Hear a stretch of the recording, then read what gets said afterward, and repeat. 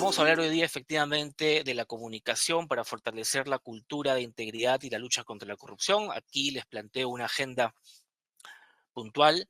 En primer término, vamos a un poco reconocer en qué terreno tenemos que comunicar, a qué nos enfrentamos y cuáles son los desafíos propios de un cambio cultural como es el que se busca promover desde la lucha contra la corrupción con un enfoque de integridad. Haremos un repaso también por algunos mensajes que son de alguna manera típicos en el contexto de la lucha contra la corrupción. Eh, Luego, para los que están familiarizados con el modelo de integridad y para quienes no, vamos a contextualizar la comunicación, el rol de la comunicación en el marco de la implementación del modelo de integridad. Esta charla está dirigida especialmente para quienes ejercen función de integridad, pero también para quienes participan en la implementación del modelo de integridad desde las oficinas de comunicaciones o las oficinas de recursos humanos, donde, por cierto, se contribuye desde la comunicación interna.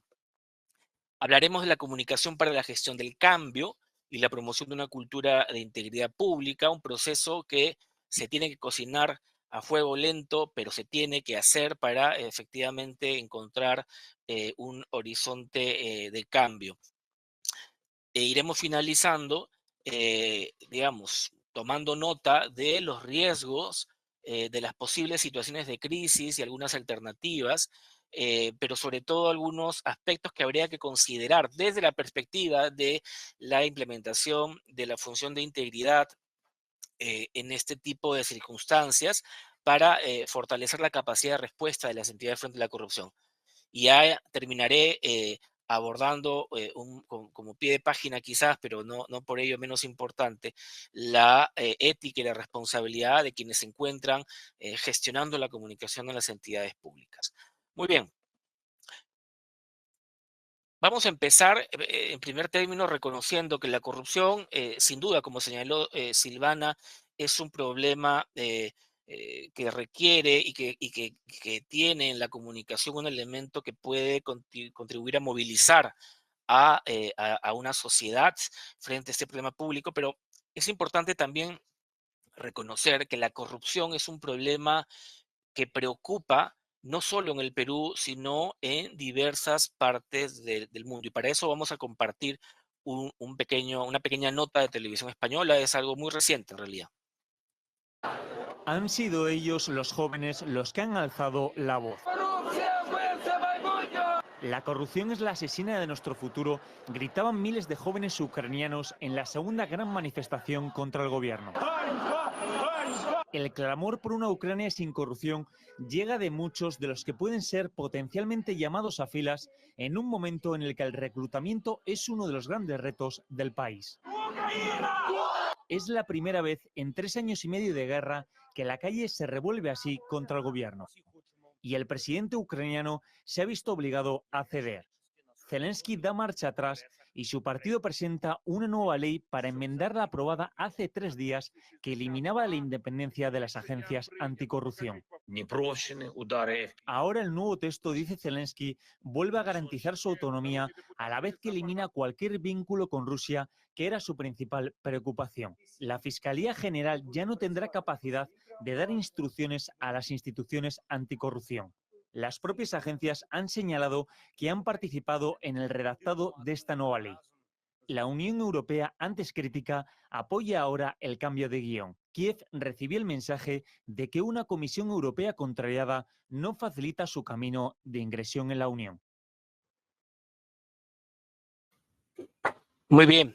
Bueno, un país que en estos momentos se encuentra en un contexto tan difícil como una guerra que concita el interés de todo el mundo, eh, encuentra espacio en su agenda pública para manifestarse desde la sociedad respecto al desempeño del Estado en la lucha contra la corrupción.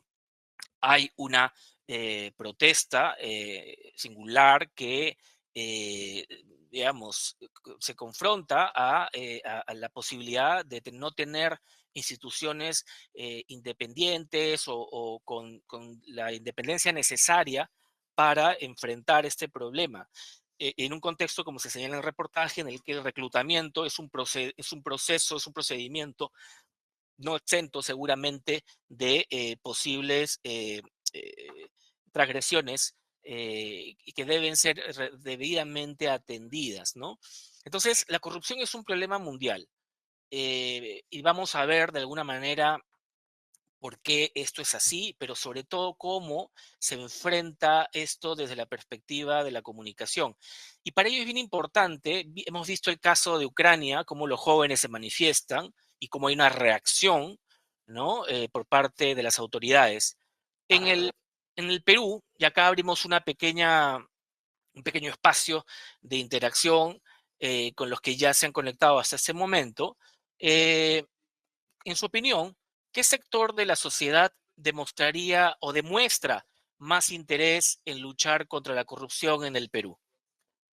Desde su opinión, ¿no? Ustedes como comunicadores o como responsables de la función de integridad, vamos, como ciudadanos, ¿qué sector de la sociedad en su percepción demuestra o ha demostrado más interés en luchar contra la corrupción en el Perú? Pueden escanear el código QR y ingresar para elegir alguna alternativa. Vamos a esperar unos segundos y luego mostramos los resultados.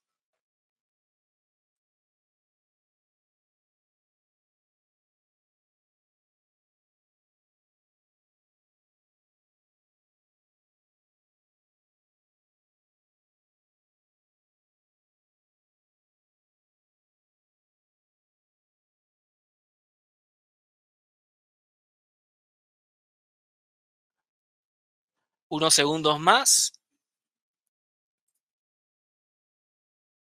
por favor, los vamos a proyectar.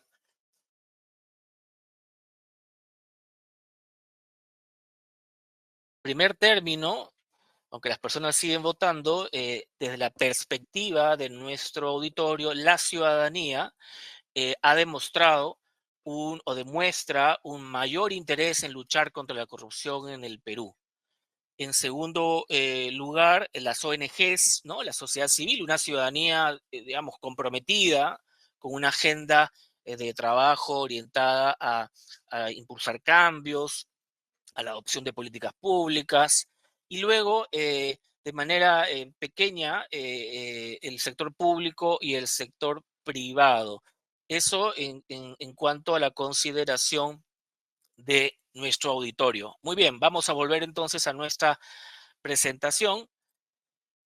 Ok, en primer término, vamos un poco a analizar este tema porque es importante primero comprender el contexto, cuál es el desafío que enfrenta la lucha contra la corrupción desde, además, la perspectiva y el aporte de la comunicación, ¿no?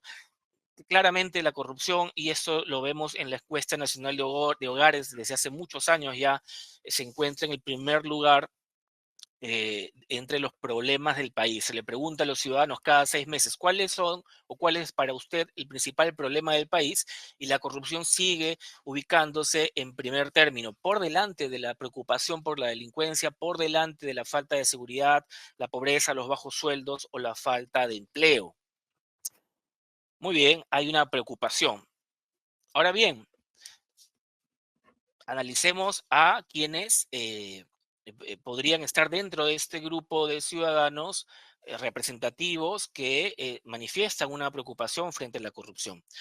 En el Perú tenemos claramente una sociedad que, pese a identificar la corrupción como el principal problema del país, ha manifestado elevados niveles de tolerancia frente a la corrupción, ¿no? Y esto de algún modo se explica también por efecto de un segmento importante de la sociedad peruana que se moviliza en el marco de una economía informal para acceder a sus ingresos, ¿no? 60.6% de los hogares se encuentra o tiene integrantes que se encuentran dentro de una economía informal. Y por el otro lado, el 3% del Producto Bruto Interno, más o menos 7.000 millones de dólares, es movilizado por economías ilegales. tala ilegal, pesca ilegal, minería ilegal, tráfico, trata de personas, eh, etcétera, etcétera, ¿no? Drogas, actividades que para que puedan, digamos, subsistir, requieren de corrupción, requieren de transgresiones, requieren de, digamos, de un marco fuera de lo formal, fuera del cumplimiento de las normas. Y entonces es en ese contexto, en una sociedad con altos niveles de informalidad, con altos niveles de tolerancia, donde, por ejemplo, se considera que un funcionario corrupto que hace buenas obras no debería ser sancionado, o que sería necesario algo de corrupción para poder facilitar el crecimiento de la economía y el desarrollo. Bueno, dentro de esa sociedad, 6 de cada 100 personas en edad de sufragar deciden ingresar al sector público, ¿no? Más o menos, de hecho, somos cerca de 1,5 millones de personas, lo que equivale a 6 de cada 100 personas en edad de sufragar. Bien, entonces, lo que vamos viendo es un primer reto y es alinear nuestra cultura, ¿no? Es decir, como país, como sociedad, eh, lo que decimos frente a la corrupción y se puede manifestar en una encuesta sobre cuál es el principal problema del país, la corrupción, versus lo que hacemos frente a la corrupción de manera concreta y más profundamente aquello en lo que creemos requiere ser alineado, ¿no? No basta con señalar a la corrupción o manifestarse públicamente en una plaza frente a la corrupción, sino que en los hechos cotidianos, en nuestra interacción con el sector público, en nuestra interacción incluso entre privados, tendríamos que observar una conducta y un comportamiento que no se predisponga hacia la búsqueda del atajo, de la ventaja, ¿no? Etcétera. Bien, entonces es en este contexto en el que no solo en el Perú y en el mundo hay además esta búsqueda de esa preocupación por cómo remarcarle a la sociedad los efectos de la corrupción, la gravedad del problema o aquello que se requiere en la sociedad para contrarrestar este fenómeno, ¿no? Entonces, más o menos, los mensajes que giran en torno a la corrupción suelen centrarse en tres tipos de temas, ¿no? Por un lado, mensajes que dan cuenta de la prevalencia de la corrupción, ¿no? De su persistencia como fenómeno. Normalmente ese tema suele estar dentro de la agenda de los medios de comunicación, ¿no? Eh, por el otro lado, se elaboran mensajes que dan cuenta de los efectos negativos de la corrupción, tratándolo de vincularlo y conectar la corrupción con la vida cotidiana de las personas o con temas importantes para las personas, ¿no? Por el otro lado, encontraremos mensajes, contenidos de comunicación que se enfocan en los valores, valores que se entienden como necesarios para contrarrestar la corrupción, ¿no? Valores que podrían predisponer a las personas hacia conductas, hacia comportamientos distintos, de manera que esa manifestación o esa identificación de la corrupción como un problema negativo sea realmente correspondiente con la actuación de los ciudadanos, de las personas. Y hay contenidos que en asociación a relevar valores también apuestan por digamos, fomentar el compromiso en la lucha contra la corrupción. Compromiso en el sector público, compromiso en el sector privado, compromiso con la ciudadanía. Y finalmente, y a veces quizás el contenido más típico es el de la denuncia, ¿no? Denunciar la corrupción. Vamos a ver que eso además se tiene que entender y comprender en el contexto de la estrategia actual de lucha contra la corrupción. Vamos a ver algunos ejemplos, son videos muy pequeños, muy cortos, de un minuto y medio, son varios, pero creo que van a ayudar a ilustrar estos puntos. Bien, contenidos que nos dan cuenta de la prevalencia de la corrupción en una sociedad, en este caso en particular en el Perú. Perú registró su mayor caída en el índice de percepción de la corrupción en el 2024, que publica la organización Transparencia Internacional.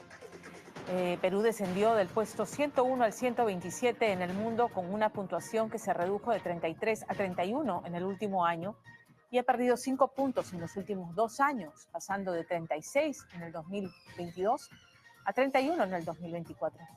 Entre los factores que contribuyen al aumento de la percepción de la corrupción, un informe de Transparencia Internacional advirtió que figuran la desactivación de los equipos especializados en la lucha contra la corrupción y la aprobación de leyes como normas del Congreso que son avaladas por el gobierno y que debilitan los esfuerzos para combatir la impunidad.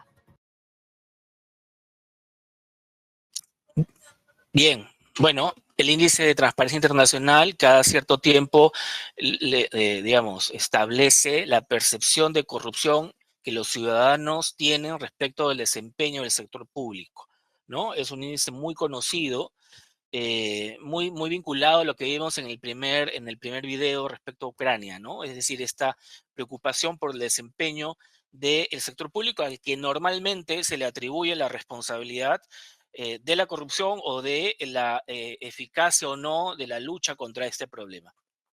Bien, vamos a avanzar. Ya no solo hay mensajes que dan cuenta de la persistencia de los actos de corrupción, lo cual además tiene la desventaja de que se genera una sensación de una situación que es inmanejable, difícil de reducir, con la que a veces se entiende que una sociedad debe convivir cuando en realidad deberíamos enfrentarla. Pero la corrupción tiene efectos negativos que suelen ser digamos, relevados por quienes han vivido precisamente un impacto en su vida cotidiana. A veces no se toma nota de cómo la corrupción es el ingrediente que causa estos problemas y es motivo de algunos contenidos de comunicación.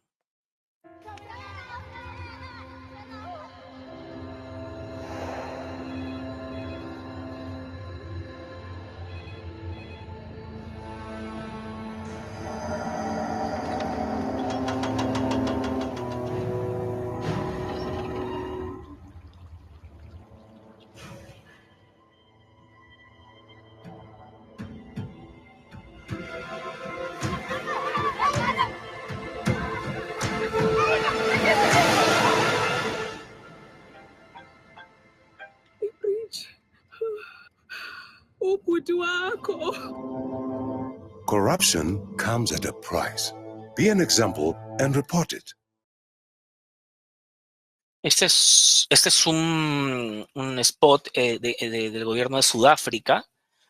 Es muy elocuente, es muy visual, ¿no? Y nos habla de una situación que acá también hemos vivido, ¿no? Corrupción vinculada a obra pública que termina finalmente desplomando o colapsando, ¿no? O tirando abajo finalmente puentes que deberían ser la expresión de un desarrollo y por el contrario terminan afectando la vida de las personas.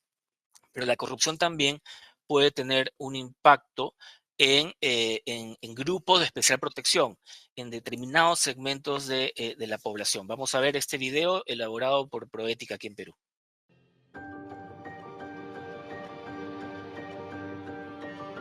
$1.400.000 personas han sido víctimas de corrupción sexual o conocen a alguien que lo haya sido. Solo 1 de cada 3 lo ha denunciado.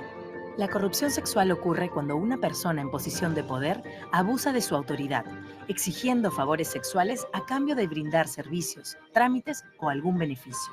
Y cumple 3 condiciones inaceptables: abuso de autoridad, un intercambio de un servicio o trámite por un acto con connotación sexual y el sexo como moneda de cambio. Actos que podrían ocurrir en las entidades públicas, lugares que además de estar al servicio de la ciudadanía, deberían ser espacios de protección y garantía del ejercicio de derechos fundamentales. La corrupción sexual es una realidad, pero la gravedad de estos casos no se ve reflejada en el proceso penal, invisibilizando estos actos y a las víctimas. Por ello, es crucial que el Estado impulse medidas preventivas y normativa adecuada que aseguren sanciones severas para quienes sean responsables de corrupción sexual. Sabemos que denunciar este tipo de corrupción no es fácil. Sin embargo, dar este paso es muy importante para visibilizar la lucha de muchas mujeres y demostrar que sus voces importan. No están solas. Es momento de actuar y enfrentar este problema de manera conjunta. Hagamos que los casos de corrupción sexual no queden impunes. Construyamos un futuro donde la integridad y la justicia sean la base de un mejor país. La corrupción sexual no es solo corrupción, es violencia. El cambio está en nuestras manos. Vigila, alerta, denuncia.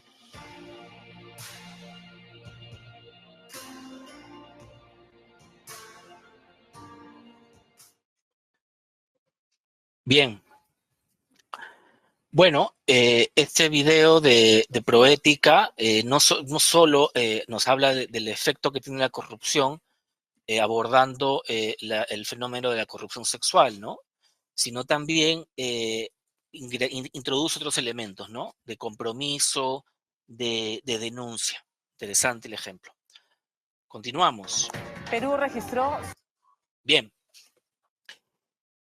Hay otros contenidos, como señalé, que se enfocan en, digamos, en rescatar los valores que se consideran que dentro de una sociedad podrían contribuir a luchar contra la corrupción.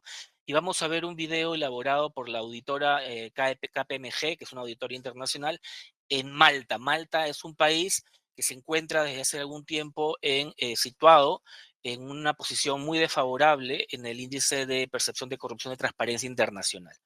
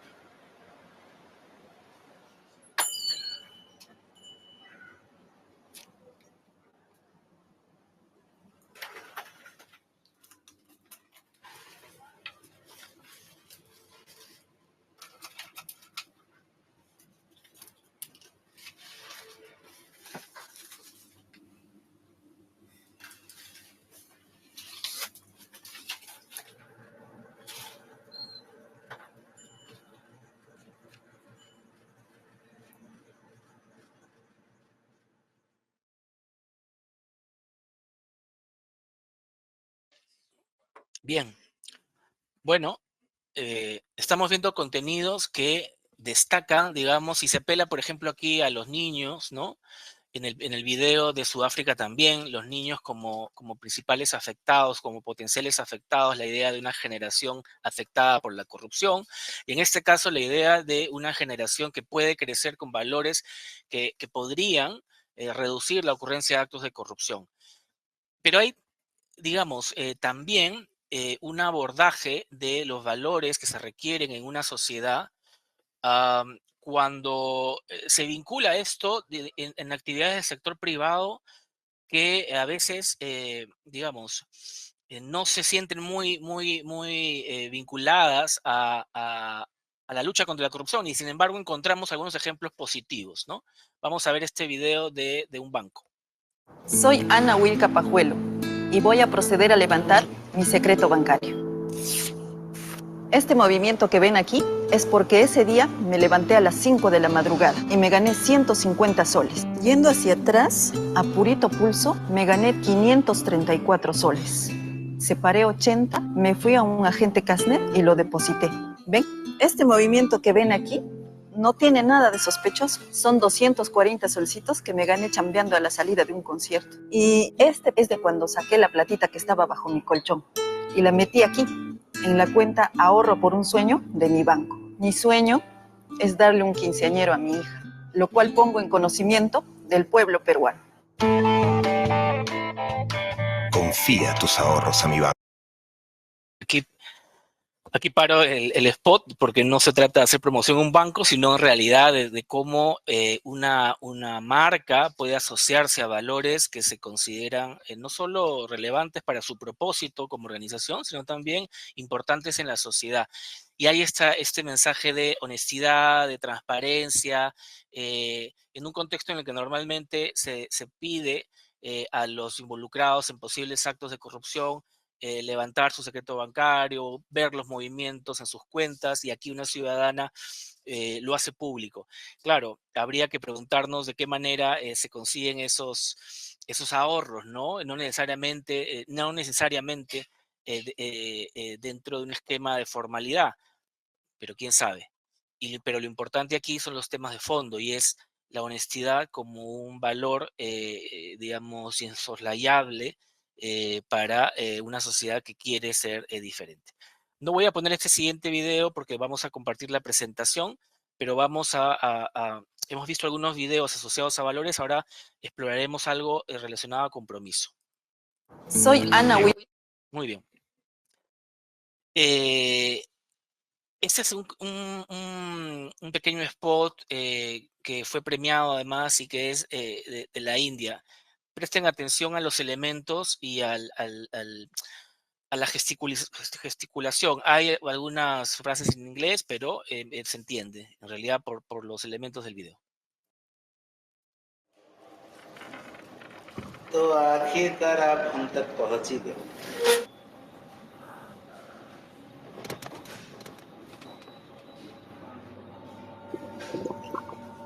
Y le dice, ¿no? Así que finalmente has llegado a... Está esperando.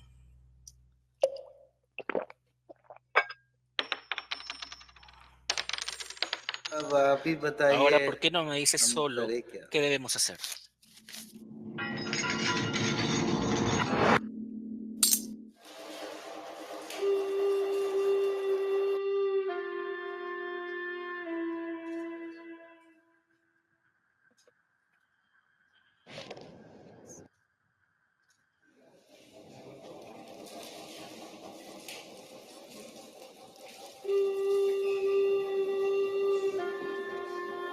Ese billete tiene un 0 rupias.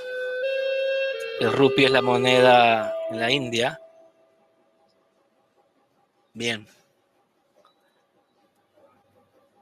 Nuevamente se enfatiza un compromiso, ¿no? El compromiso que se espera de la ciudadanía.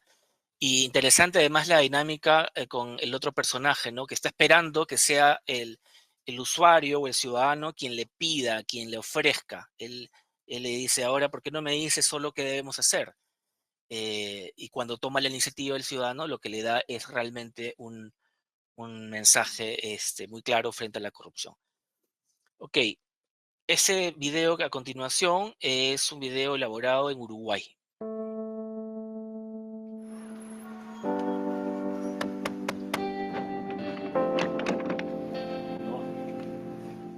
¿Y si de súbito nadie aceptara más? Nadie la ignorara. No. Nadie cerrara los ojos para la corrupción. ¿Y si todos se unieran para decirle no a cualquier tipo de corrupción, por menor que fuera? Los ministerios públicos de 21 países iberoamericanos están movilizados contra la corrupción, cambiando informaciones, investigando, llevando criminales a los juzgados. Mucho ya se ha hecho y ya no se puede parar. No. Juntos, digamos no a la corrupción. Créalo, acuda al Ministerio Público y júntese a nosotros en decir No, no, no, no, no, no. corrupción, no.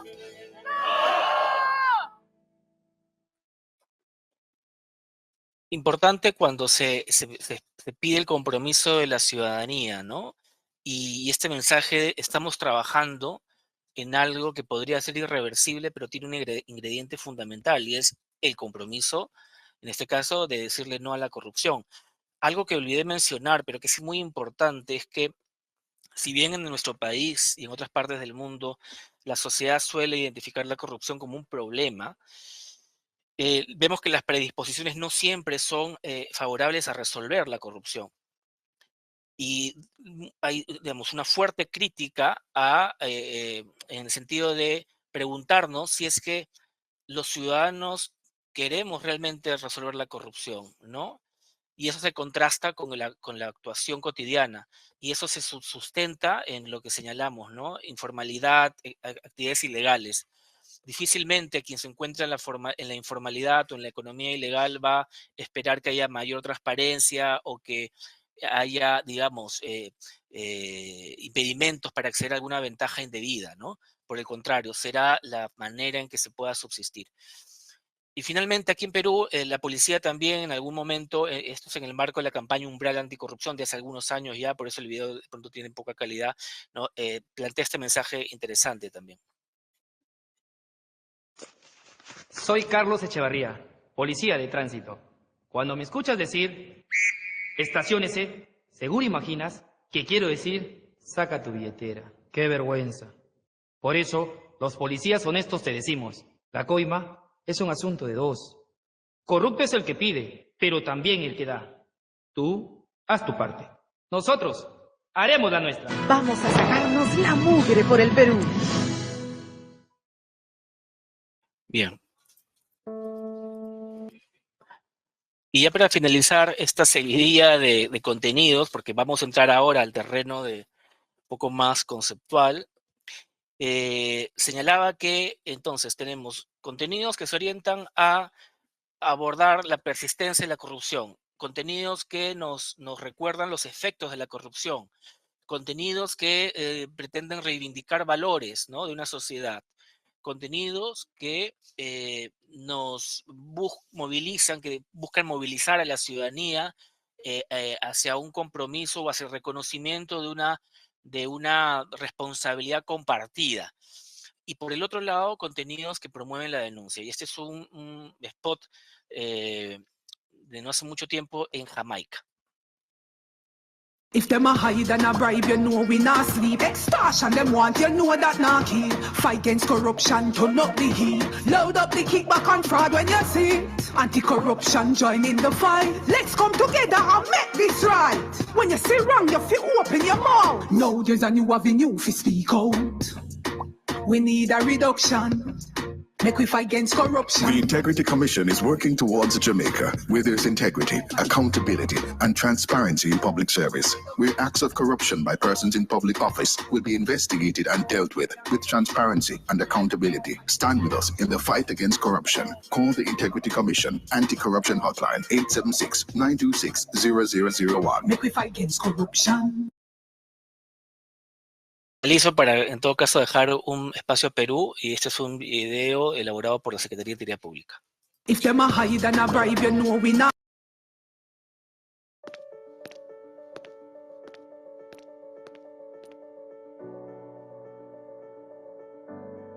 Nunca imaginé que eso podría suceder. O sea, me lo pidió como si nada. La verdad es que no le di mucha vuelta al tema. Es que cuando hay algo que a mí no me cuadra y ya está. A mí las cosas me han costado y no voy a dejar que vengan a pedirme algo a cambio por algo que sé que es mi derecho. Por eso denuncié a ese funcionario. No sabía por dónde comenzar. No sabía si llamar, si ir personalmente. Pero buscando encontré una plataforma en la web. Ingresé y puse mi denuncia. Días más tarde me contactaron para pedirme más detalles. Pensé que me encontraría el típico burócrata, pero me sorprendí. Me contactó un funcionario súper eficiente y me prestó mucha atención. Antes de empezar me recordó que se mantendría la reserva de mi identidad. Y luego me explicó que el proceso no sería corto. Y quizás por momentos hasta podría sentirlo un poco engorroso. Pero la verdad, me gustó que no me donen la píldora. Fueron honestos conmigo.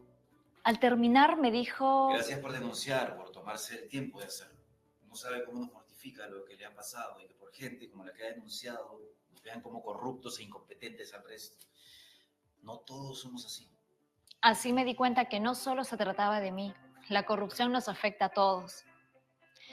Unas semanas más tarde recibí una comunicación en la que me decían que gracias a mi denuncia se había separado a ese funcionario de la institución. Creo que valió la pena. De verdad.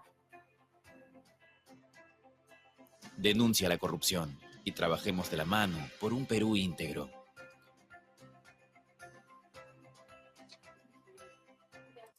Bien, ok, vamos a avanzar. Hemos visto un conjunto de contenidos de comunicación. Destaco dos cosas fundamentales. Primero, cómo un mensaje y un contenido que tiene rostro, que tiene voz, que tiene elementos de una cultura, de una sociedad, conectan mejor que un mensaje frío, que una pieza gráfica que tiene de pronto un avatar, que no tiene realmente no establece una conexión emocional con el público al que se dirige. Es importante entender entonces que la corrupción es un problema público por algunas razones muy puntuales. Primero, porque es un riesgo que se debe gestionar. La corrupción además afecta la competitividad, el desarrollo económico en una sociedad, afecta la creación de valor público, es decir, que los servicios públicos lleguen a quien tienen que llegar y que produzcan un impacto positivo en las personas, incluyendo el ejercicio de derechos, y puede afectar el sistema democrático. Entonces es un riesgo que tenemos que gestionar, que hay que identificar, que hay que tratar, que hay que reducir. Es un problema definido por diversos actores como una situación indeseable. Lo hemos visto en los contenidos, pero claramente desde distintos sectores se plantea como una situación no deseable. Representa un cambio cultural en la sociedad, no solo un problema de organización, es decir, no solamente un reacomodo de las organizaciones dentro del sector público, sino un cambio de cultura, un cambio de comportamiento, un cambio, una adopción de creencias que contribuyan a ello. Y por lo tanto se requiere de una atención del sector público, pero no exclusivamente del sector público. Como hemos visto, es el sector privado también quien tiene que manifestarse y deberíamos manifestarnos de manera conjunta claramente frente a la corrupción. Pero ¿cómo se manifiestan las personas frente a la corrupción? Podemos mirar básicamente cómo se valora el impacto y la recurrencia de la corrupción.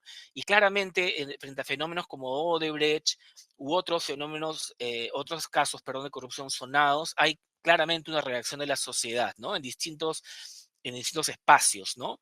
En la vía pública, en el ámbito procesal, en el ámbito político, en los medios de comunicación, en nuestras conversaciones cotidianas, en la formulación de políticas, ¿no?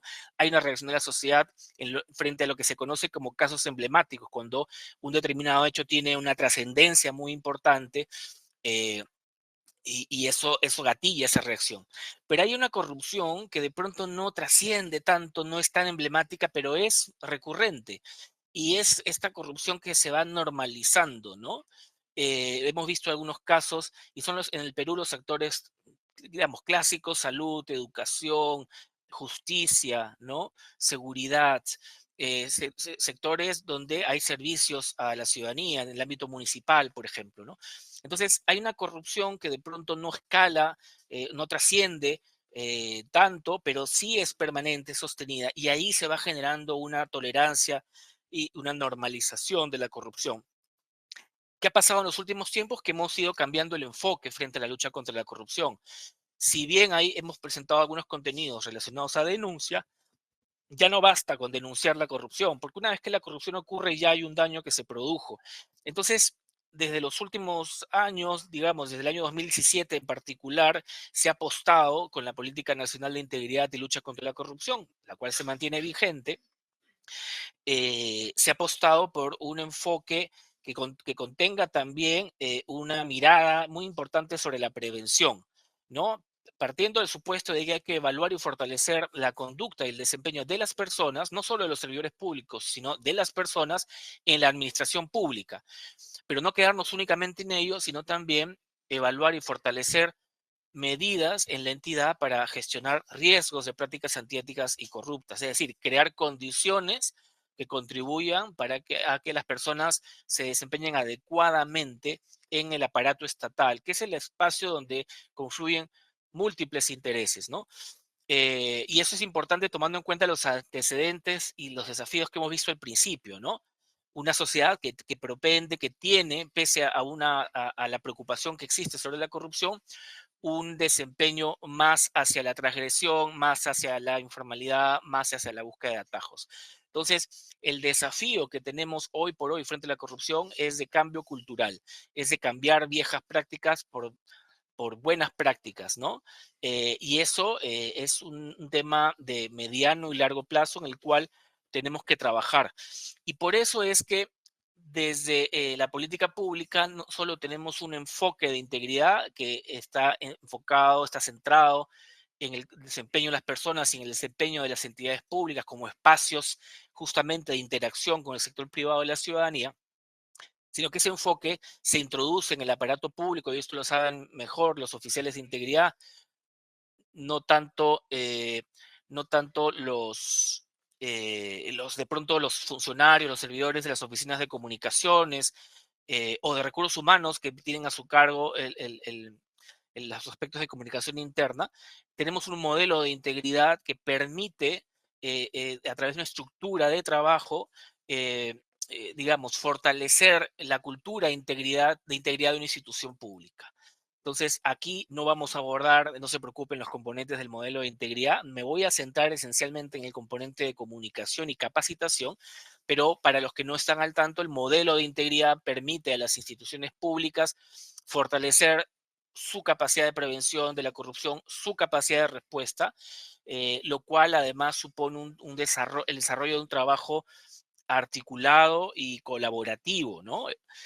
Cuando hablamos de capacidad de prevención y capacidad de respuesta, tenemos que reparar en la necesidad, en primer término, de acreditar, es decir, de asegurar la que hemos adoptado como organización pública medidas que están destinadas a evitar o reducir la ocurrencia de prácticas antiéticas o corruptas.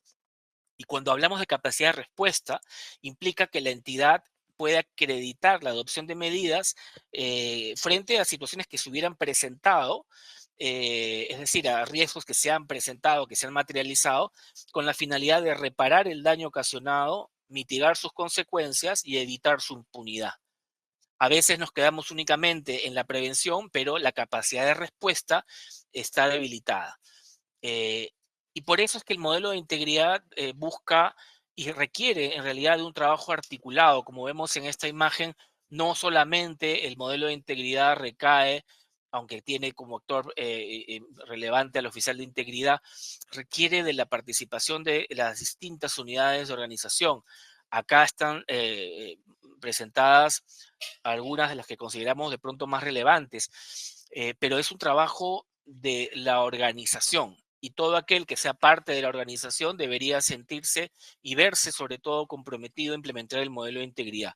Hay tres actores que para los fines de esta presentación nos parecen relevantes, ¿no? El oficial de integridad, la oficina de comunicaciones y la oficina de recursos humanos.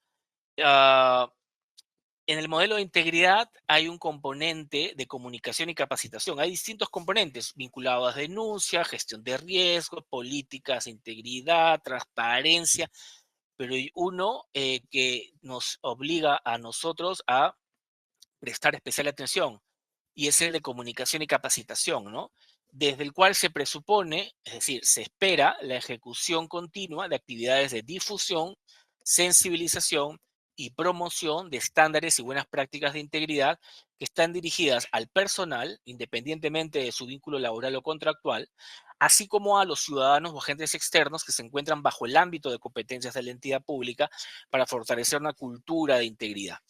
¿De acuerdo? Es decir, el modelo de integridad expresa la predisposición de una entidad hacia la ética y hacia una relación adecuada, coherente con valores, principios y normas, en su relación con los ciudadanos, con sus administrados, en general con las partes interesadas, ¿no? Bien, entonces, ¿qué se requiere desde el modelo de integridad en el ámbito de la comunicación y la capacitación, en ese componente, ¿no? Lo primero, efectuar la identificación y análisis de stakeholders. Vamos a profundizar un poquito en eso en un momento. Es decir, identificar quiénes son las partes interesadas vinculadas que pueden afectar o ser afectados por la implementación del modelo de integridad, ¿no? Y cuando hablamos del componente de comunicación y capacitación, en el ámbito de la comunicación vamos a encontrar comunicación tanto interna como externa, necesaria para que el modelo movilice a la organización dentro y fuera de sus predios, digamos, hacia una cultura de integridad. Al centro, como temática de trabajo, como tema de interés común, tanto para la Oficina de Recursos Humanos, que estará a cargo de capacitación y de comunicación interna, en muchos casos, como de la Oficina de Comunicaciones, que está más asociada a la comunicación externa, estará la preocupación por las políticas, los estándares, las buenas prácticas, las herramientas de integridad que se han adoptado en la organización. Entonces, para que eso pueda desarrollarse, lo primero hay que identificar a nuestras partes interesadas, ¿no? En segundo lugar, es importante establecer un protocolo de comunicación de crisis. Para eso hay pautas y guías desde la Secretaría de Comunicación Social y además hay distintas metodologías, manuales, etcétera. Pero estamos refiriéndonos a, nuevamente, el atributo que desarrolla una entidad para acreditar una capacidad de reacción frente a una situación que, al haberse presentado, puede dar cuenta de una práctica antiética o corrupta en la institución que pueda afectar finalmente su reputación, que pueda afectar su continuidad. Entonces es fundamental que el protocolo de comunicación de crisis considere entre las situaciones sobre las cuales hay que responder aquellas que hayan sido identificadas como de alto impacto. Incorporar contenidos mínimos sobre integridad pública en el proceso de inducción del personal. Es fundamental que quienes ingresan a la institución, hemos visto que los funcionarios públicos, los servidores públicos provienen de una sociedad que tiene altos niveles de tolerancia frente a la corrupción. Por lo tanto, la inducción, que es este proceso además vinculado a la adquisición del personal, en términos, digamos, de recursos humanos, debe asegurar que hayan contenidos mínimos sobre integridad pública en el proceso de inducción del personal.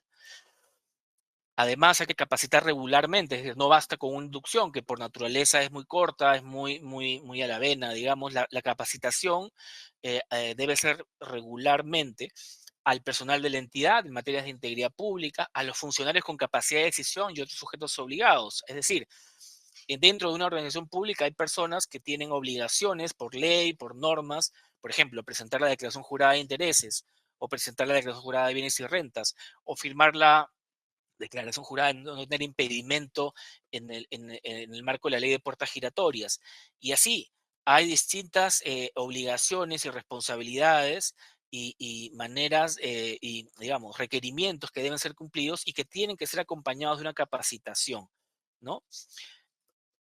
Y finalmente, tiene que haber una comunicación de las políticas de integridad de la entidad de las partes interesadas. Es decir, la comunicación no se puede reducir a la diseminación de información al interior de la organización.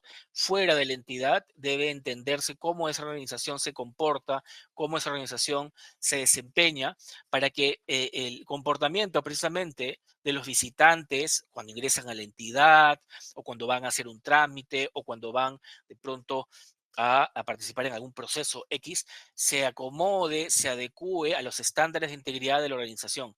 Si eso queda únicamente dentro de la institución, entonces la comunicación no podrá tener un efecto, digamos, importante para elevar los estándares de la actuación pública. Vamos a hacer ahora una nueva interacción. Estamos ya, digamos, en el último tercio de la presentación. Y les pido rápidamente que ingresen a ese código QR y hagamos una primera identificación de los stakeholders que podría tener una municipalidad. Acá les planteo una situación hipotética, ¿no? Una municipalidad tiene una buena ejecución presupuestal, pero no suele rendir cuentas. De manera específica, un vecino quiere saber con qué personas se reúne el alcalde y sus principales funcionarios, pero la información no le es accesible. En otra situación, un comerciante ha recibido una solicitud de coima por parte de un fiscalizador, pero no sabe cómo denunciar el caso. Y finalmente, el alcalde ha tenido que dejar sin efecto la designación de su gerente general, pues acaba de descubrir que tiene una sentencia por falsificación de documentos. O sea, varios tickets. Ok, frente a esta situación, ¿cuáles podrían ser, desde su perspectiva, las partes interesadas de una municipalidad? Bien, entramos al código QR, vamos a esperar un minuto y luego proyectamos los resultados.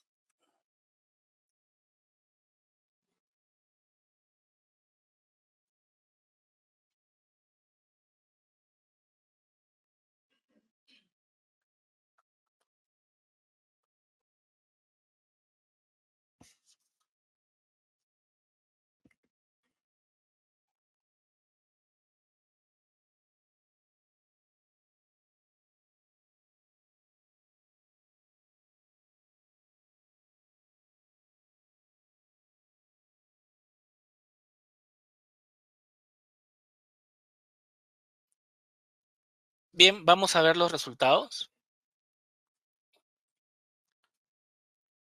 Ok. Bueno, claro, la mayoría habla de los ciudadanos, asociaciones, juntas vecinales, proveedores,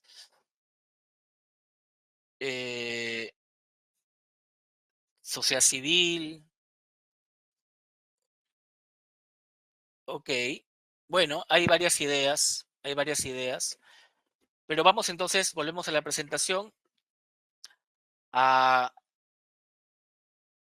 Gracias por la participación. Vamos a, de alguna manera, a precisar qué entendemos desde el enfoque de integridad, desde el modelo de integridad por un stakeholder, por una parte interesada.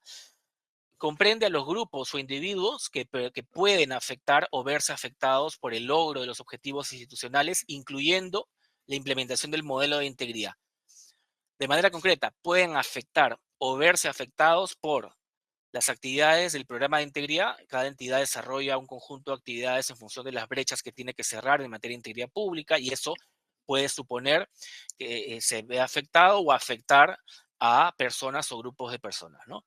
La posible materialización de riesgos, el cumplimiento de normas, la implementación de herramientas, la adopción de buenas prácticas y otros que se consideren en la entidad. Entonces, hay un ejercicio que se tiene que hacer en primer término de identificar quiénes pueden afectar o verse afectados por la implementación del modelo de integridad, por la adopción de herramientas, por la adopción de buenas prácticas, por la implementación de nuevas normas o normas que se hayan establecido en la entidad. Y ahí a la derecha, algunas alternativas de stakeholders, ¿no? Cada uno de ellos, de los servidores de la entidad, los medios de comunicación, las ONGs o agencias de cooperación, asociaciones o comités de defensa, por ejemplo, que podrían verse, digamos, tener una posición respecto a algo que se esté implementando o no implementando en el modelo de integridad. Los funcionarios con capacidad de decisión, los sindicatos, los administrados, los usuarios, etcétera, etcétera, ¿no? Cada uno de estos stakeholders debería ser considerado en función de cómo puede afectar o verse afectado por la implementación del modelo de integridad. Y hay dos principios importantes, ¿no? Entre los múltiples principios que tiene el modelo, ¿no? Y uno de ellos es el del cumplimiento. Una entidad pública tiene que cumplir con las normas que se han establecido en materia de integridad pública y en general con aquellas referidas a la administración pública, propendiendo a evitar situaciones de incumplimiento o transgresión de sus deberes y obligaciones. Es decir, no podemos ser solamente transparentes y por otro lado incumplir normas, no sé, de carácter laboral o de accesibilidad, etcétera, etcétera. Tenemos que acreditar y propender a evitar situaciones de incumplimiento. Esa es la primera premisa. Y la segunda premisa, muy importante para el componente de comunicación y capacitación, es la coherencia. La implementación del modelo de integridad compromete a la entidad pública a promover y asegurar coherencia entre la visión de cambio hacia el fortalecimiento de una cultura de integridad con los actos cotidianos de la organización en sus relaciones internas y externas. Y es importante hablar de la visión de cambio porque el Perú tiene una visión de cambio al 2050, que les puede parecer lejana a algunos, pero en realidad son 25 años, 5 gobiernos nacionales, y el tiempo no es tan amplio como parece. Entonces se requiere primero tener muy clara la visión de cambio y trabajar hacia ella, hacia ese horizonte. Y cuando hablamos de gestión del cambio, es importante recordar que se ha estudiado este tema y decíamos, ¿no? La lucha contra la corrupción se enfoca ahora en promover un cambio cultural, un cambio de cultura. Pero todo cambio de cultura, como todo proceso de gestión del cambio, requiere de algunas consideraciones especiales. Y John Kotter hizo un análisis sobre procesos de gestión del cambio en las organizaciones y nos planteaba que había algunos obstáculos y algunos errores que son frecuentes en estos procesos de gestión del cambio. Primero, él dice permitir un exceso de complacencia o de autocomplacencia, ¿no? Considerar que en nuestra organización los estándares de integridad están muy bien y en realidad no hay ningún problema o solamente hay una percepción injusta, y no considerar la posibilidad de ir hacia un cambio de cultura, ¿no? El otro error es que aún teniendo esa posibilidad, esa visión clara, no crear una coalición que conduzca al resto de la organización hacia dicha visión. subestimar el poder de la visión, no comunicar esa visión, ¿no? A través de las actividades permanentes, o permitir que algún obstáculo bloquee esta nueva visión. A veces un acto de corrupción en una organización la bloquea, ¿no? La paraliza y la conduce a no seguir abordando el tema para evitar la crítica por esta falta de coherencia. Por otro lado, en sentido contrario, no dar espacio a los triunfos a corto plazo. Tenemos que reivindicar aquellos avances en lucha contra la corrupción o incluso en el cumplimiento de las normas en materia de integridad. Tiene que ser relevado. A veces también se canta victoria demasiado pronto. Pasa con las organizaciones públicas que son evaluadas, por ejemplo, en la implementación del modelo de integridad. En algunos casos, el logro de un buen desempeño en una etapa los hace de pronto cantar victoria demasiado pronto y presentarse como instituciones con altos estándares de integridad, cuando de pronto todavía no reconocen que están en un proceso de gestión del cambio. Y finalmente, olvidarse de arraigar firmemente estos cambios en la cultura de la organización. Y lo que nos dice Kotter sobre la falta de comunicación de la visión es bien interesante. Él dice, la gente no va a aceptar hacer sacrificios, incluso si no está a gusto con la situación actual, si no piensa que los beneficios potenciales de este cambio son atractivos y no cree que la transformación es posible. Sin una comunicación creíble y abundante, jamás se va a capturar el corazón y la mente de la gente. Hay sin duda un componente emocional, hay un componente digamos, vinculado al clima que se vive en las organizaciones y que compromete y debe comprometer en estricto a no solo a la unidad de organización que ejerce la función de integridad, sino también a las oficinas de comunicaciones, a las oficinas de recursos humanos, quienes tienen las herramientas para trabajar estos temas, ¿no? Kotter finaliza, hay 3 patrones de comunicación ineficaz, ¿no? Podemos tener una visión potente con poca difusión, ¿no? Una visión que se quedó de pronto en un evento, en un día, en la firma de un compromiso, pero no se difunde, no se siente la visión, no se percibe. Podemos tener un líder convencido, ¿no? Un alcalde, un ministro, un presidente ejecutivo muy convencido y participativo, pero una plana directiva silente, poco comprometida, poco interesada. Podría haber mucha difusión, ¿no? Una visión, una plana directiva, y mucha visión, pero los individuos más notorios de la organización no evidencian en sus actos cotidianos coherencia con la visión de cambio. Y eso pasa cuando se entiende la integridad como un acto más de cosmética que desde una perspectiva ética, ¿no? Bien. Yo acá no me puedo detener porque si no, Silvana, nuestra moderadora, me va a llamar al orden, pero esto lo van a encontrar en la presentación. Les recomiendo, digamos, leer el modelo de gestión del cambio que plantea John Kotter. Él tiene 8 pasos.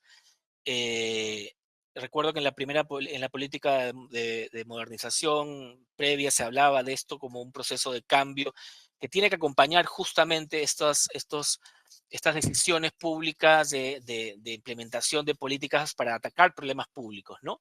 Entonces, en resumen, hay que lograr que nuestras organizaciones deseen y busquen este cambio, un cambio orientado hacia la integridad pública, ¿no? Que comprendamos qué está en juego, que comprendamos cuáles son las amenazas, qué debemos cambiar, por qué estamos frente a una oportunidad, ¿no? Hay que identificar líderes y partidarios estratégicos. No quiere decir que únicamente encontremos o le atribuyamos esa característica a la alta dirección. Pueden ser personas con mucho arraigo en la organización a quienes tenemos que tener del lado del proceso de gestión del cambio. Por el otro lado, identificar aquellos valores que expresen creencias fundamentales para el cambio. Hemos visto ejemplos en los que se atribuye a determinados valores, aquellos que pueden ser importantes para producir un cambio. Hay que gestionar el discurso, el intercambio. Eso está referido a la comunicación del día a día, a los canales de comunicación, ¿no? A los medios de comunicación, a los tipos de comunicación que vamos a establecer con nuestras partes interesadas. Hay que responder frente a posibles obstáculos, ¿no? Identificar resistencias, gestionar controversias, comunicar los llamados quick wins, ¿no? Los pequeños logros, A veces no se releva estos esfuerzos, es importante, pero nuevamente el contexto, el contexto más grande tiene que estar, digamos, presente. Ese pequeño logro tiene que ser parte de un contexto más amplio para no perdernos, digamos, en el día a día. Hay que sostener estos logros y finalmente hay que mostrar a la organización cómo el cambio está ayudándonos a un mejor desempeño. Y en ese sentido, no hay que perder de vista algunos temas, ¿no? Primero, las personas en la administración pública no marchamos al mismo compás, ni tenemos los mismos intereses, ni provenimos con las mismas historias. Tenemos, digamos, particularidades y eso hay que recordarlo. Hay un factor generacional. No todas las personas en el sector público, digamos, hay distintos grupos etarios. Cada grupo etario tiene predisposiciones, tiene ideas y maneras de comprender las cosas. Algunos, digamos, están muy atados a una misión, a un mandato, otros esperan más bien desafíos, sobre todo las generaciones actuales quieren desafíos más que un mandato, ¿no? Y hay que comprender bien cómo podemos llegar a ellos, ¿no? En nuestra organización. No hay que perder de vista desde las oficinas de comunicaciones y recursos humanos, y por qué no, desde la oficina de integridad, las preferencias de comunicación. Las personas no, digamos, reciben las comunicaciones de la misma manera, ¿no? Algunos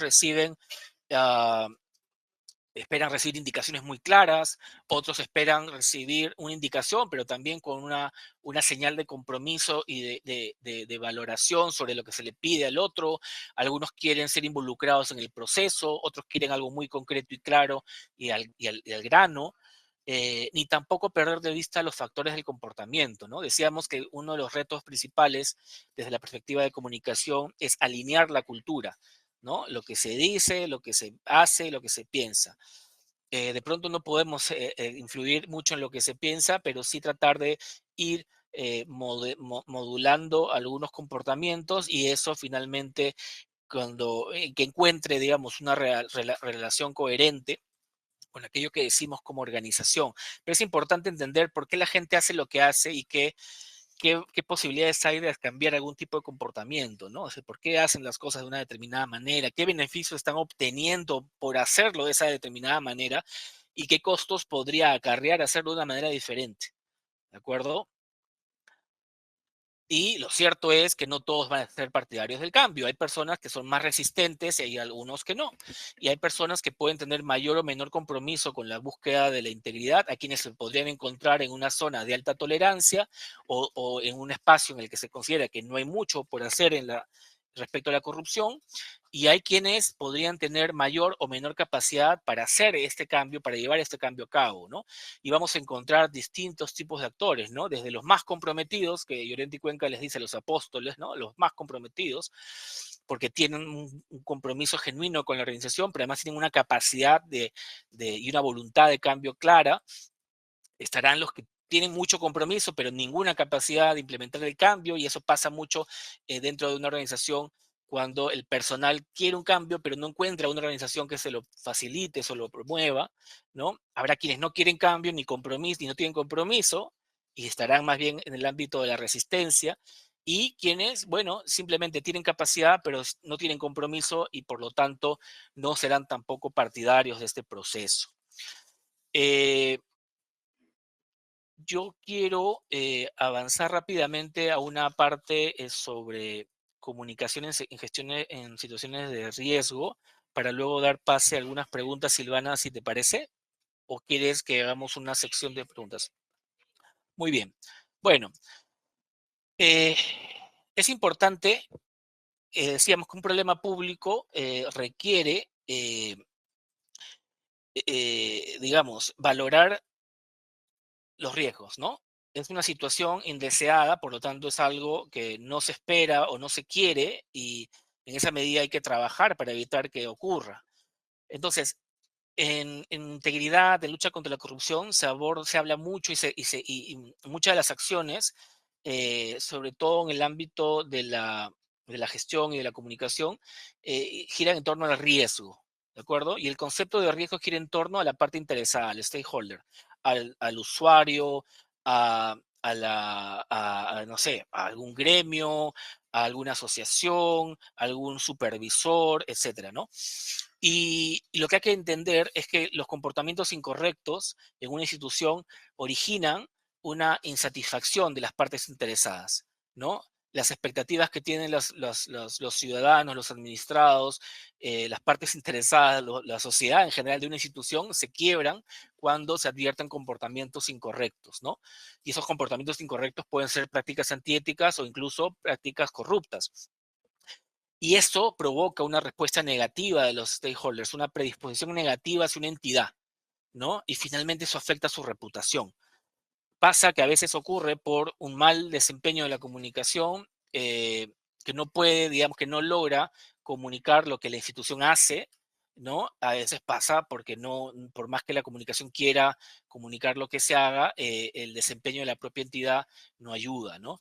Pero lo cierto es que tenemos en nuestro país muchísima desconfianza en las instituciones públicas, ¿no? Y en las principales instituciones del país, los niveles de desconfianza son altísimos. Y uno de los efectos de la corrupción es que crea desencanto en las personas, desconfianza, acentúa la desconfianza en las instituciones y en particular sobre aquellas que se supone están llamadas a luchar contra la corrupción. Los niveles de desconfianza en el Perú son altísimos y muy preocupantes y eso debería llevarnos a todos a trabajar de manera conjunta también desde el ámbito de la comunicación. Y hay un componente muy importante que es el de gestión de riesgos, que bueno, tiene todo un desarrollo que no vamos a explicar aquí, pero que tiene en el oficial de integridad a un actor muy importante que articula los esfuerzos de la organización para identificar aquellas situaciones que podrían presentarse y afectar la integridad pública en esa institución. Y parte de la tarea de la gestión de riesgos es reducir la vulnerabilidad a la corrupción y otras prácticas antiéticas en la organización. ¿De acuerdo? Es un proceso complejo que no voy a explicar, pero vean la dimensión del trabajo que hoy se está haciendo desde las oficinas de integridad. Pero hay una tarea importante que no puede sustraer a las oficinas de comunicaciones, ahora particularmente a las oficinas de comunicaciones. Y bueno, también a recursos humanos desde el extremo de la capacitación y la comunicación interna. Y es que cuando una situación de riesgo se produce, se materializa, hay que tener capacidad de respuesta. Decíamos que el modelo de integridad debe activar la capacidad de prevención y para ello está la capacitación, la inducción, la comunicación a las partes interesadas, etc. Pero también debe activar la capacidad de respuesta, ¿no? La capacidad para responder públicamente e internamente frente a una situación que podría afectar la reputación, la continuidad de la gestión.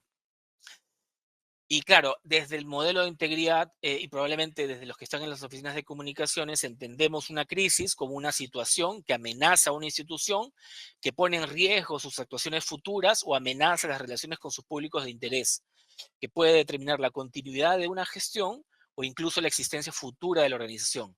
Ejemplos hemos tenido en el sector público, ejemplos hay sin duda en el sector privado, pero aquí hay algunas situaciones que podrían desencadenar una crisis y activar la capacidad de respuesta de la entidad, que requieren activar la capacidad de respuesta de la entidad. Un riesgo valorado muy alto se produzca, ¿no es cierto?, que se tome conocimiento de un hecho que afecta a la integridad pública de la entidad a través de los medios de comunicación, eso puede gatillar una crisis.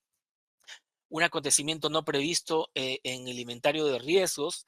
La gestión de riesgos tiene un inventario de riesgos y se califican los riesgos con los más probables o los que tienen mayor impacto, y eso, pero podría haber un riesgo no identificado, ¿no? O algún riesgo de desempeño que comprometa los objetivos institucionales, ¿no? Y claro, estas situaciones podrían desencadenar una crisis y van a requerir activar la capacidad de respuesta de la entidad cuando se advierta, por ejemplo, una potencial afectación a la confianza ciudadana en la entidad, un impacto sobre la legitimidad de la entidad, o un riesgo de interrupción o crisis en la gestión pública de la entidad, u otros elementos que se determinen como relevantes. Acá hay un análisis que se tiene que hacer y por eso es que esperamos que la Oficina de Integridad convoque a las oficinas de comunicaciones para hacer también un análisis de contexto y de cómo pueden impactar determinadas situaciones en materia de integridad pública. Entonces, para ir terminando, a ver, antes de comunicar, hay que definir los requerimientos de comunicación, ¿no? Conocer y analizar el hecho ocurrido, verificar si el hecho fue anticipado como un riesgo, revisar el marco normativo y las posibles transgresiones, ¿no? ¿Qué en concreto se ha transgredido? ¿Qué norma se ha incumplido? ¿No? Esta situación fue prevista, podría haber, era una situación que se anticipó como una posibilidad, ¿no? Es lo que tendría que preguntar la Oficina de Comunicaciones. ¿Cuáles son las medidas de prevención que se establecieron, si es que esto se anticipó como un riesgo? ¿Y cuáles son las medidas de mitigación que se previeron? ¿No? Por otro lado, hay que establecer estrategias de salida comunicacional frente a situaciones que podrían ser calificadas como crisis. Se puede admitir el hecho cuando haya que emitir el hecho, se puede negar el hecho cuando haya sustento, no cuando no haya sustento, o transferir responsabilidad si es que acaso corresponde. Cuando no corresponde, hay que admitir el hecho. Claramente hay que diseñar mensajes clave y claramente hay que establecer una vocería. Pero toda acción de comunicación tendría no solo que ser oportuna u objetiva, sino también tener, y aquí hay una perspectiva ética también que debemos aplicarle a la comunicación, una voluntad clarificadora, ¿no? El rol es del comunicador en el marco del modelo de integridad es clarificar, es orientar y en casos de crisis reducir la incertidumbre, reducir la falta de, digamos, de certeza sobre algo que ha ocurrido a través de la información clara y oportuna. No hay que especular, no hay que exagerar o subestimar, tampoco hay que contradecir la realidad o minimizar el daño, improvisar soluciones, retener sin justificación información relevante o eludir responsabilidades. Sobre todo esto último, ¿no? Y dos mensajes finales antes de contestar de pronto alguna pregunta, ¿no? Hay que distinguir claramente la diferencia entre tolerar el riesgo y tolerar el dolor, ¿de acuerdo? A veces se comete el error de valorar un riesgo en función de la tolerancia personal de quien conduce la institución, ¿no? Puede ocurrir que quien conduce la institución simplemente no, no pierde la compostura ni pierde, digamos, no se ve afectado, no considera que una grave denuncia y que incluso lo podría involucrar a él requiere de algún nivel de explicación y se entiende como, bueno, es algo tolerable. No, porque al final se demuestra que tiene que dar una explicación, sea a través de los medios de comunicación o a través de un proceso penal. Así es que es mejor valorar adecuadamente el riesgo, ¿no? Y ahí es clave el soporte y la asesoría del DIRCOM y el oficial de integridad.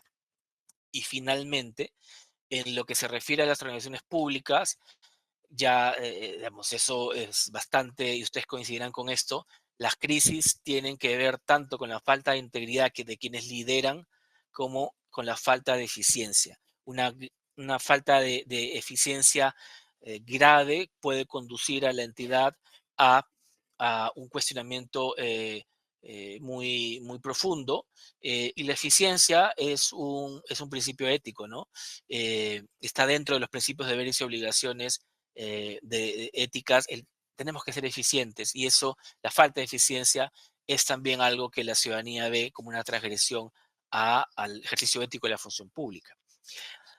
Para quienes quieran, en todo caso, y eso va a ser materia de una nueva reunión con ustedes, de pronto cómo explicarle a la alta dirección, cómo transmitirle a la alta dirección qué elementos deberíamos considerar para evitar situaciones de riesgo, de crisis, pueden leer la guía de liderazgo ético con recomendaciones puntuales que deberían ser observadas en materia de probidad, transparencia, rendición de cuentas, tratamiento de denuncias, gestión de riesgos, conflictos de intereses, sobre todo por quienes conducen la institución para evitar estos graves problemas que finalmente trasladan a la ciudadanía una digamos, una falta de liderazgo hacia una visión de cambio que la ciudadanía nos exige hoy y que creo que es justa y necesaria para alcanzar esta visión al 2050 de un Estado ético.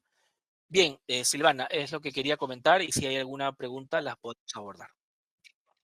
Muchas gracias, Fernando, por esta exposición que ha tocado bastantes puntos, pero quiero como resumir lo último que mencionaba sobre la construcción de mensajes y estos 4 pasos en donde primero definimos mensajes o los requerimientos de la comunicación, la segunda es establecer las estrategias de salida, ¿no? Salida comunicacional. Tercero, diseñar mensajes clave. Y cuarto, definir la vocería oficial, que es lo último que mencionabas también. Vamos a ir a las preguntas. Tenemos varias, pero he seleccionado aquí algunas. Y la primera... ¿Se me escucha? ¿No se me escucha? Sí. ¿Sí? Ya. La primera pregunta... Aquí está. Desde tu experiencia, ¿cuál consideras que es el principal error que se comete al comunicar temas relacionados a integridad en el sector público? Bueno, en principio creo lo que señalé, ¿no? Es decir, no necesariamente se analiza el hecho ocurrido. A veces se califica como se califica una transgresión como algo superficial o por, digamos, al no conocer lo que ha ocurrido ni entender cuál es el contexto normativo que podría explicar y dar una salida, ¿no es cierto?, a aquello que puede ser de pronto no comprendido por la ciudadanía y calificado como algo incorrecto. Esa falta de información sobre cuál es el marco normativo para conducirse de una determinada manera en el sector público a veces lleva a las oficinas de comunicaciones a producir mensajes que, digamos, apuntan a bajarle de pronto la carga, ¿no?, al hecho, pero en realidad lo que están haciendo es abordar un tema desde una arista equivocada. Entonces creo que un error es no, primero, conocer bien el hecho. En segundo lugar, verificar si esto ha sido anticipado como una situación de riesgo, como señalé, conocer el marco normativo y a partir de eso poder comunicar cuál es digamos, no solo qué es lo que ha ocurrido, sino cuál es realmente la dimensión del hecho que parece no haber sido entendido por la ciudadanía, ¿no?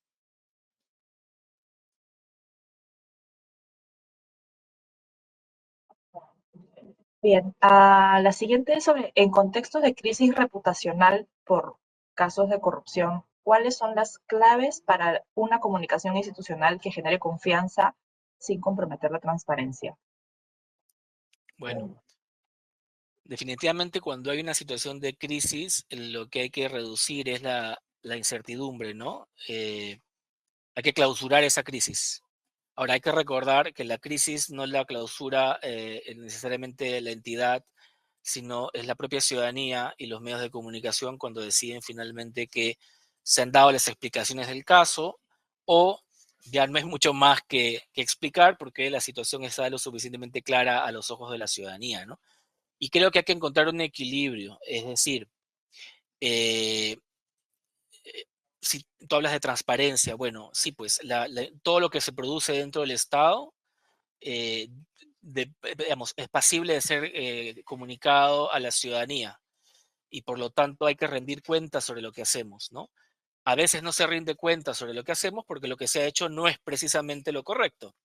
Y empezamos entonces a segmentar información, a reducir la información que brindamos y eso puede traer consecuencias. Entonces hay que lograr un equilibrio, pero partamos del supuesto de que la información que puede dar cuenta sobre lo ocurrido en una institución es pública y de allí la importancia de que nos conduzcamos, digamos, dentro del principio de probidad, ¿no?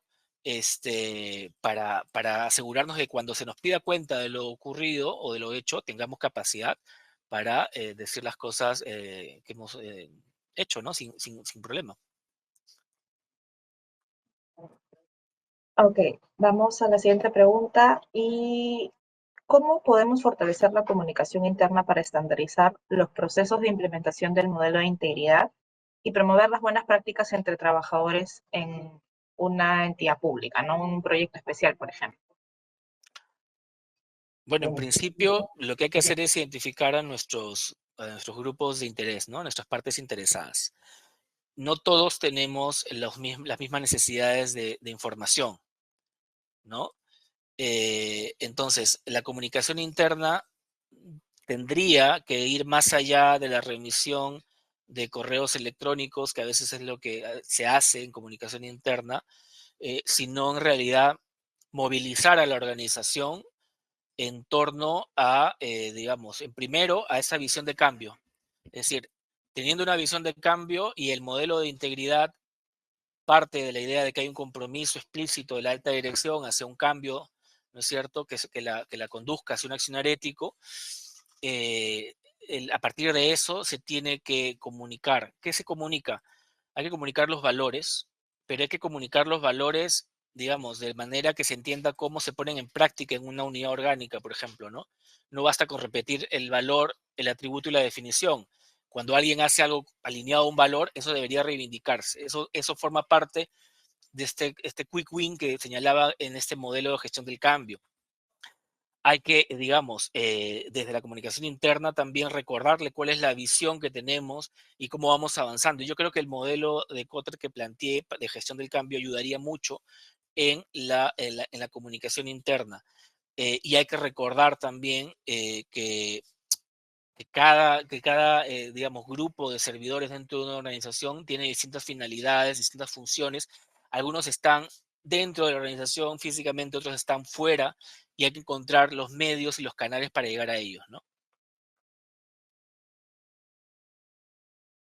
Sí, sobre todo esa parte justo es muy importante sobre la identificación de quiénes son mis grupos de interés o quiénes son los actores o quién es mi audiencia o a quién le voy a comunicar para construir adecuadamente el mensaje basándome en lo que necesitan, ¿no? Lo que realmente también yo quiero generar en ellos, ¿no? ¿Qué tipo de cambio de comportamiento me gustaría generar?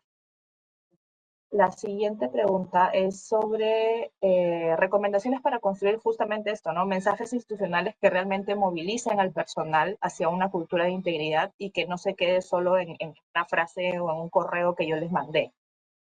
Sí, buena pregunta. Buena pregunta y es una respuesta que requeriría un taller probablemente, ¿no? Es decir, lo primero que yo recomendaría es, digamos, elaboremos contenidos que permitan empatizar con las personas. Es decir, yo les he presentado ejemplos de contenidos, claro, de pronto son muy elaborados, ¿no? Pero un buen afiche donde veamos el rostro de un servidor o de un usuario puede comunicar más que un dibujito, ¿no? Un contexto, una comunicación aterrizada al contexto de la organización es importante. Por el otro lado, un poco el tono y el estilo de comunicación deberían ir más en la línea de promover la integridad que en señalar, digamos, digamos, reducir la lucha contra la corrupción a este mensaje de no a la corrupción, ¿no? Tenemos que ser mucho más claros y más concretos en el mensaje y para eso requieres de contenido. Y el contenido, claro, no se puede reducir a una sola frase, requieres otros elementos visuales, ¿no? Listo, y si me dan un minutito más, esta es una última pregunta y va muy ligada a lo que mencionabas de la construcción de mensajes y es, ¿qué indicadores o qué señales nos muestran que realmente estamos avanzando en un cambio cultural hacia la integridad dentro de una entidad pública? O sea, ya empezamos a construir mensajes, pero ya, ¿cómo sabemos si esto está siendo efectivo o no? Este es otro tema muy complejo, porque claro, los indicadores en comunicación y sobre todo en comunicación interna suelen ser más de alcance, ¿no? El impacto en realidad lo vas a evidenciar en el comportamiento de las personas. Ese es realmente el indicador más importante. Ahora bien, hay un indicador que muchas veces no nos gusta, pero es un buen síntoma y es el de percepción, ¿no? O sea, cuando las partes interesadas perciben que esa organización tiene altos estándares de comportamiento, lo van a señalar, ¿no? Les va a ser más difícil atribuirle a una organización pública a si es corrupta o no es íntegra. Entonces, eso es importante también indicadores, sobre todo en la comunicación interna. Les planteaba ahí el tema de inducción, el tema de capacitación a los servidores, capacitación a los servidores con algunas tareas especiales, ¿no? Sujetos obligados a determinadas normas, y también comunicación a los públicos externos, ¿no? Entonces, Eso es bien importante y también se puede evidenciar en el uso, digamos, de las herramientas. Si vas a denunciar la corrupción y tienes una baja tasa de denuncias que no tienen realmente elementos sustantivos, quiere decir que podrías haber contribuido desde la comunicación a que las denuncias se formulen adecuadamente, ¿no? Y lo mismo con el registro de visitas en línea, por ejemplo, ¿no? Cuando las personas saben realmente establecer el motivo de la visita, etcétera, etcétera, es un indicador de que los operadores del sistema, los servidores públicos que reciben las visitas, saben adecuadamente establecer el motivo de estos encuentros, ¿no? Bien, muchísimas gracias, Fernando. ¿Tienes alguna frase final, alguna reflexión final para ya cerrar esta conferencia? No, en realidad hay muchísimo que se podría decir. Un tema que no pude mencionar, pero que está muy vinculado a esto, es que desde todas las profesiones debemos reforzar el compromiso ético, ¿no? Y nuestro rol como comunicadores debería ser el de asegurar que la ciudadanía, que los servidores tengan la información necesaria, comprendan lo que hay que entender y sepan y entiendan además la dimensión del problema público y además la dimensión de los avances en integridad pública. Y eso es bien importante, pero requiere también de mucha ética en el sentido de, como decía Kotter, eliminar ese sentido de autocomplacencia que a veces viene desde una alta dirección y baja a los niveles directivos y termina en una oficina de comunicaciones con mensajes que realmente no se condicen con la realidad y eso genera un ruido muy malo para el ciudadano y los servidores de la entidad.